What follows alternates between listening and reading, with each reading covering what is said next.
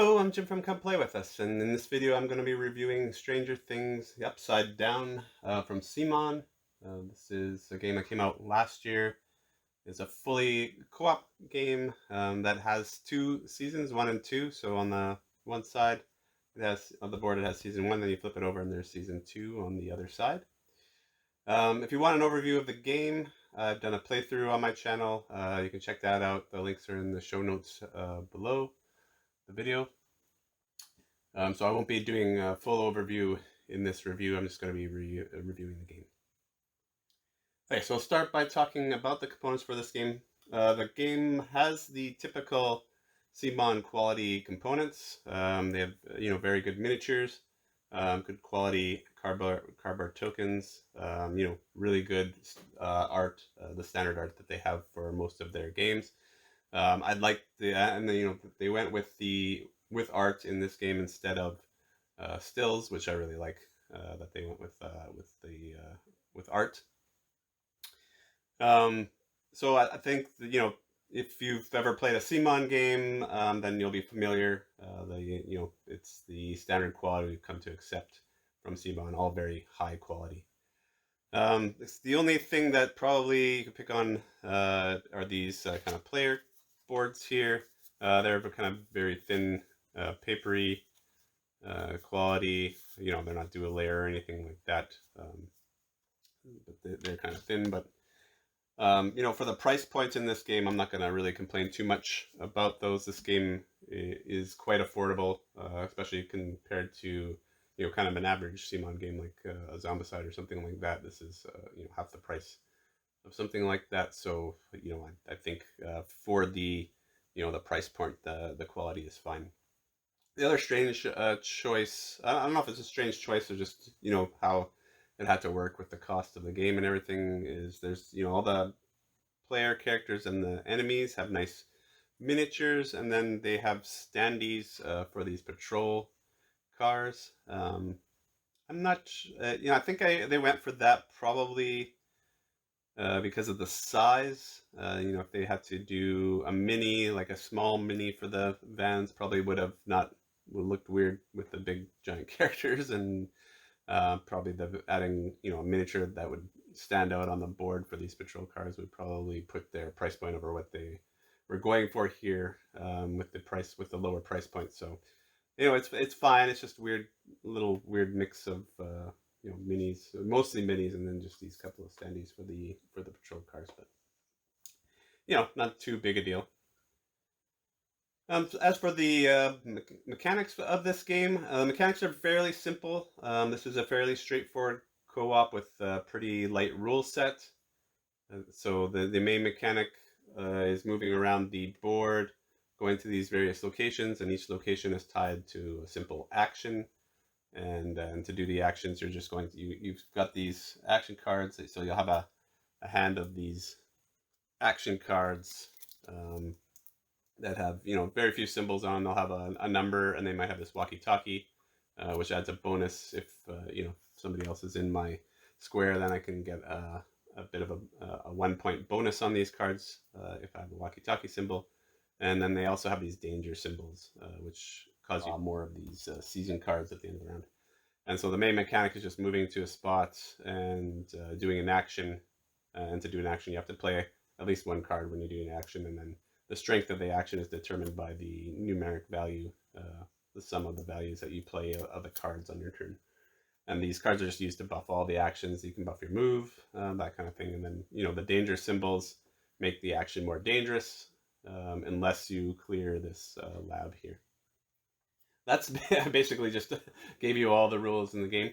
The only other thing I'm missing out here is, and this is kind of the unique aspect of the game, is you testing the skill tests that you have to do. So as part of the game to, clear the lab or to pick up one of these ally cards, or to rescue Will. I mean, the goal of this season 1 that I'm showing here is to rescue Will. You have to clear out these piles of tokens. And to do that, you're playing kind of a push your luck game where you're going to play your cards and add the numbers up, and then flip over all the tokens in a pile and see if you meet or exceed the sum of those tokens.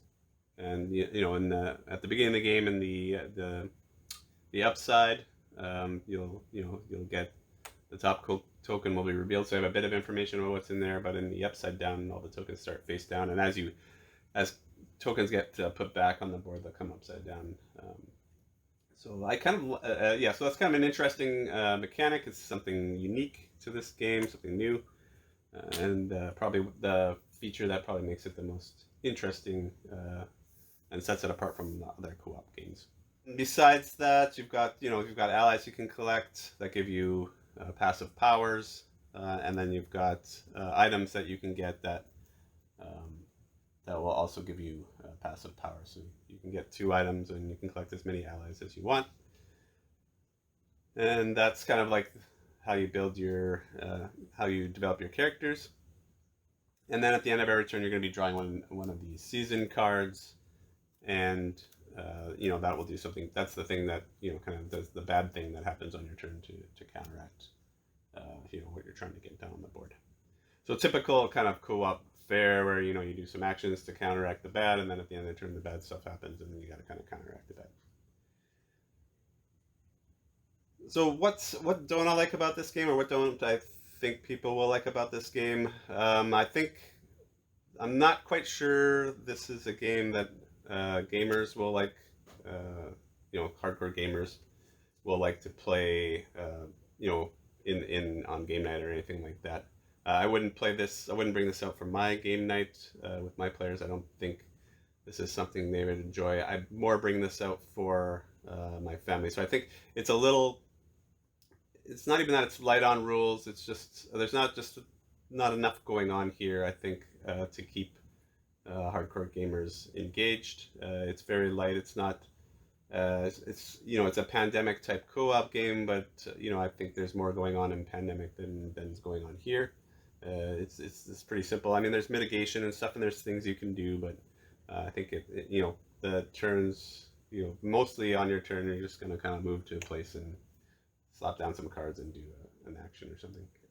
So I don't think there's enough here to keep a gamer group happy. So it's probably a little too light that way. Other things that I don't really like this season. I mean, the season cards. The nice thing about the season cards, I guess, is that there's a different set for season 2, so they add the flavor for the 2 different seasons to help differentiate season 1 from season 2 and give you, they bring the flavor out of Stranger Things to change it up. But to be honest, I don't really like this mechanic drawing these cards at the end. These feel very mass markety type kind of thing, so that they'll just mostly these cards will move in the season 1 they'll move the Demigorgon or the patrols towards you, and they'll add more stacks back to the board, or take your stacks away from your 11 here, which is like when you clear these 11 stacks, you get a one-time bonus in the game. So there's a card that will take those away from you, so you don't get that one-time bonus. There's cards that add more, that take cards out of your hand, so you have worse turns. So it feels kind of take that-y, except in a co-op game. So I don't really. I think I would have appreciated a better mechanic for this, especially since how the game gets harder is as you get 3 acts here. So as you move to Act 2 and Act 3, you're just going to be drawing more of these cards, and of course, the danger symbols. If you don't have the lab cleared, the danger symbols will make you draw more of these cards, and these cards aren't really that interesting. The deck's not that big. So you're going to be seeing the same cards over and over again, and a lot of times what ends up happening, especially late in the game, if you watch my playthrough, at the end of your turn, just everything on the board is just going to come and pile on you, and make you discard a bunch of stuff and take damage and that kind of thing. So that feels a little, I don't know, say cheap, or maybe not very inventive. I think they could have done more with that to make the game more interesting.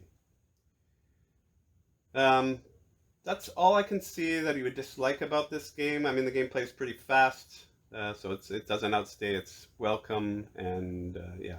So There's nothing really else about it. I mean, if you don't like luck in games, you might that might bother you. Although there's a lot of mitigation. So this does the main mechanic in this game is a push your luck mechanic.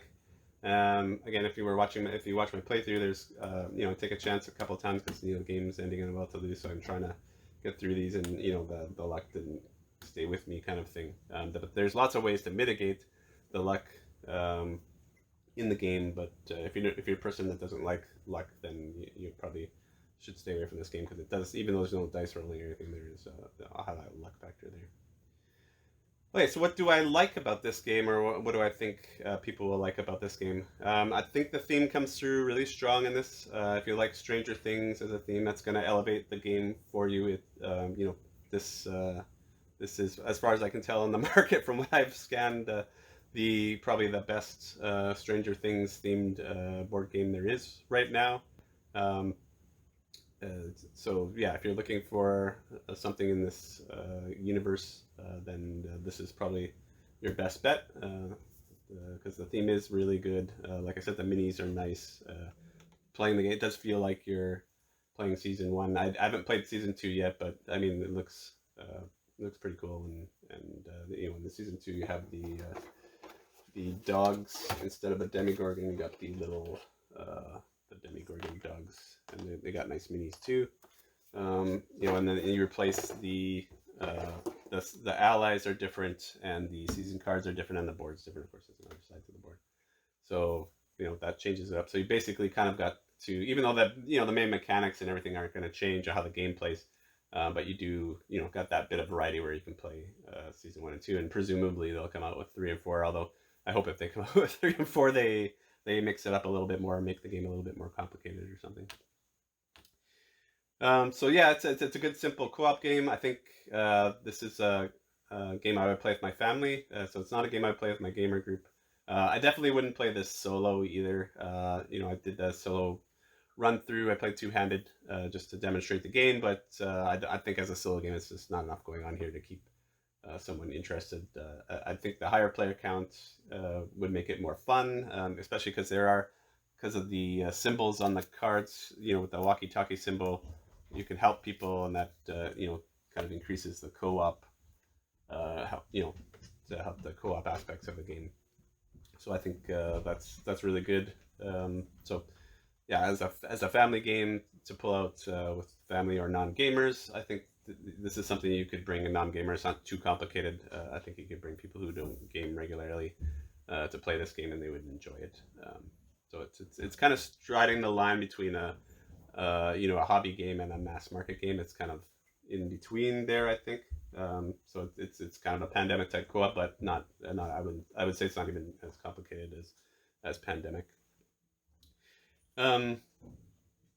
Yeah, and I do like this push your luck mechanic. I think this is unique, so it differentiates it from other co-ops.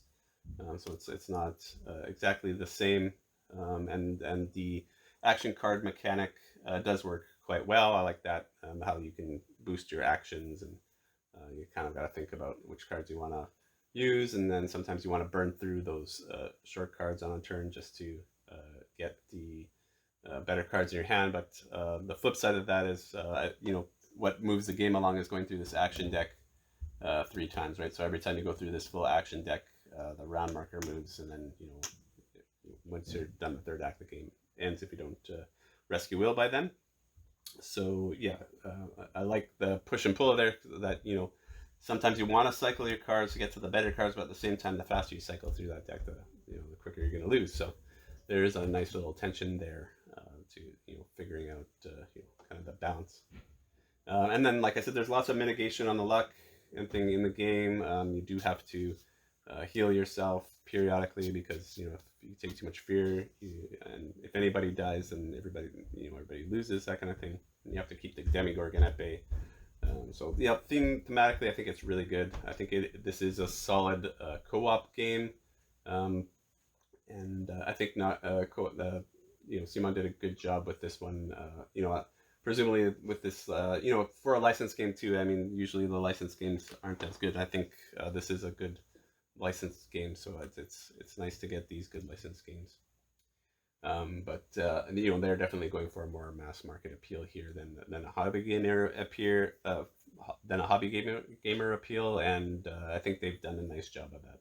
I think this can be you know, appeal to a wider range of people than not just gamers. So what's my final score on this one? I think for this one, I'm going to give this one a 7. It's a decent implementation, a good theme, but you know, not for me. It's just not quite enough there. But I do think my family will enjoy this. So you know, I think it's still a solid game. So 7 is still a decent score, and you know, I think a lot of people will enjoy this game. Once again, thanks for watching, and I'll see you next time.